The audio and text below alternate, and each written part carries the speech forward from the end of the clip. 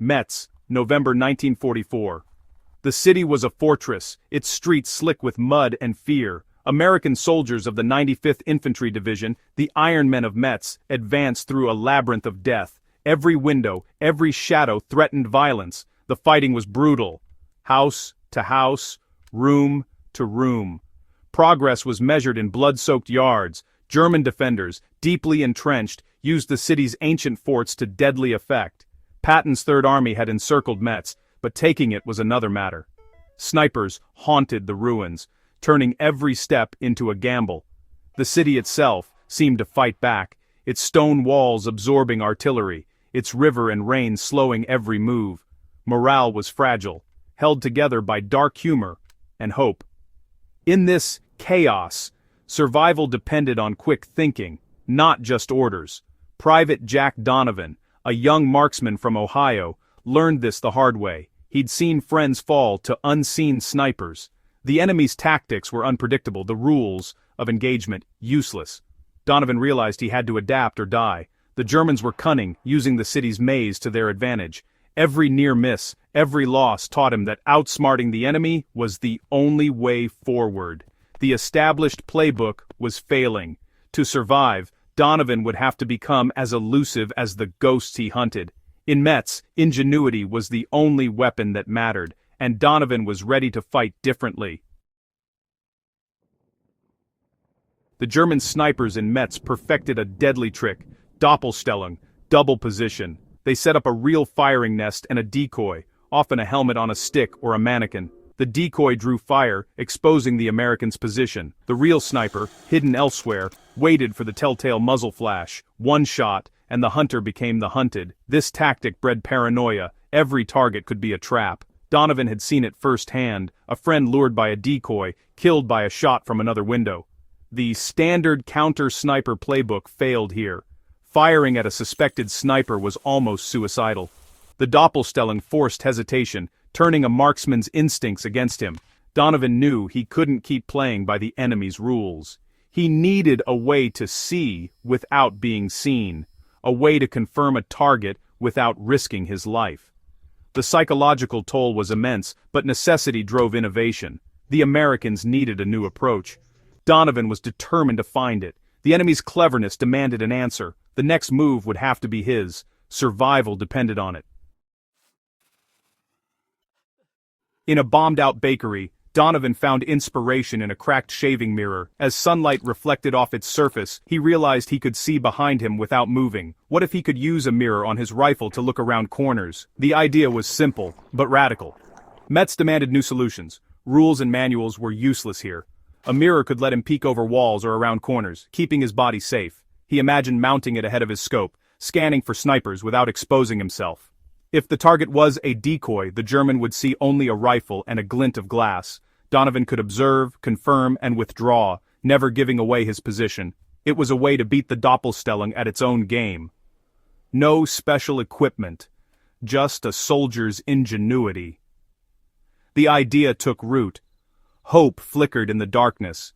He had a plan, born from desperation and necessity. Now he had to build it, and test it, under fire. The mirror was more than a tool. It was a chance to survive. In Metz, that was everything.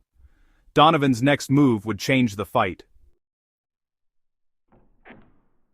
Donovan's workshop was a ruined cellar, his materials scavenged from the wreckage. He found a larger mirror in a shattered apartment, wire from a downed telephone line, and friction tape. With pliers and a bayonet, he fashioned a crude frame, clamping the mirror to his Springfield rifle at a precise angle. The result was ugly, but functional. His squad watched, skeptical, but curious. Donovan demonstrated, lying flat, he could scan the street with only the mirror exposed. Sergeant Miller, hardened by loss, listened and watched. The sergeant's skepticism faded. Too many men had died to snipers. The contraption was unauthorized, but necessity overruled regulations. Donovan practiced, adjusting to the reversed image. Left was right. Right was left. But with time, his mind adapted. The real test would come soon. The next sniper nest would decide if this invention was genius or folly. In Metz, survival was the only measure of success. The mirror was ready. Donovan was ready. The city would decide the rest. The test came quickly. Donovan's platoon was pinned down by a sniper near the cathedral, 2 men wounded, the rest trapped. The sniper's nest was hidden among a dozen shattered windows. Sergeant Miller nodded to Donovan, time to try the mirror. Donovan crawled to a vantage point. Staying low, he pushed his rifle and mirror over the sill, body concealed. Peering into the mirror, he scanned the enemy building. There, a German helmet, perfectly still, the classic decoy. With the mirror, Donovan kept searching. In a shadowed window nearby, he caught a flicker of movement. The real sniper.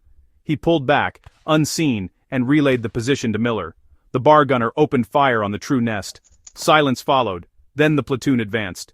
Donovan's mirror hack had worked. It broke the stalemate and saved lives. In Metz, small victories mattered. The mirror was no longer a theory. It was a weapon. The platoon moved forward, hope restored. Ingenuity had turned the tide, if only for a moment. In war, that was enough. Word of Donovan's mirror spread fast. Soldiers traded rations for mirrors and wire, building their own versions in cellars and basements. Each was unique, but all let Americans see without being seen. The effect was immediate. German snipers lost their edge. Doppelstelling traps failed. The Americans struck back with precision. The psychological balance shifted. The mirror hack became unofficial doctrine, passed from squad to squad. It was a grassroots innovation, born from necessity. The frontline soldier had changed the game. In Metz, survival was now a matter of cleverness, not just courage. The mirror was proof. The mirror hack forced both sides to adapt. Americans became patient, analytical, using mirrors for reconnaissance as much as aiming. German snipers, their old tricks exposed, had to invent new ones. The duel became a battle of wits. Donovan's crude invention foreshadowed modern sniper tech. Periscopes, remote cameras, all built on the same principle: see without being seen. The story proves that battlefield innovation often starts with a single desperate idea. The mirror hack wasn't designed by generals, but by a private who refused to die. It's a reminder. The mind is a soldier's greatest weapon. Ingenuity saves lives, even in the darkest places. The legacy of Metz lives on in every clever adaptation that follows. War is changed by those who dare to think differently. For every remembered story like Donovan's, countless others are lost. History forgets the privates and sergeants who invented life-saving tricks in the mud and rubble. Their workshops were foxholes, their tools whatever they could find. They innovated not for glory, but to survive. The mirror hack is a rare exception. Most battlefield ingenuity is never recorded. These unsung innovators shaped the war in invisible ways. Their creativity was a thread woven through every victory. We must remember them, for their stories reveal the true nature of war. In every act of survival, there is a flash of brilliance. Their legacy is the resilience of the human spirit. Metz was finally secured in November 1944. The city's silence replaced the chaos of battle. The story of Donovan and his mirror could have been lost, but it endures as a lesson. History is made by individuals, by those who adapt and imagine. The mirror hack was not issued, it was invented. It's a story of hope and ingenuity in the face of destruction. Within the vast scale of war, it's the small stories that reveal true character. Metz is rebuilt, but the ghosts remain, in the forts, the cemeteries, and the stories we tell.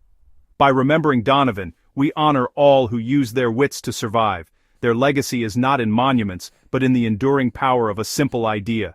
Even in darkness, the spark of human creativity shines, the individual spirit endures, and that above all is worth remembering.